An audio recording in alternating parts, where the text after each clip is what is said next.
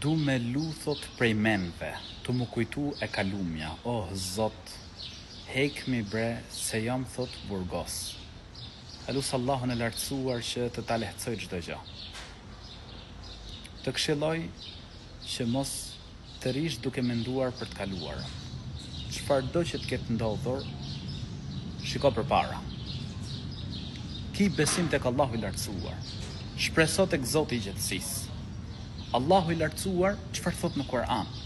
Me të vërtet pas vështirësisë vjen lehtësimi. Sado situata e kaluar të ketë qenë e vështirë, sado të kesh pas një të kaluar të vështirë, shiko përpara, ki besim tek Allahu i lartësuar, lute Zotin e gjatësisë, sa Allahu i lartësuar thot në Kur'an, ud'uni astajib lakum, lutmuni mua, t'u përgjigjem ju. Dhe Allahu i lartësuar është ai që bën rrugdalje.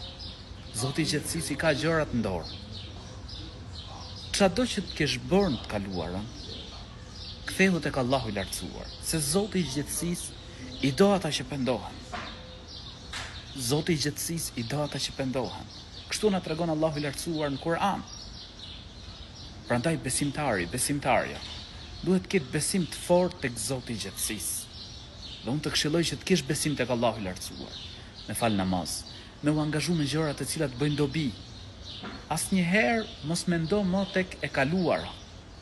Gjithmonë shiko përpara. Syno më të mirën, angazhohu me punë të hajrit, me punë që të bëjnë dobi.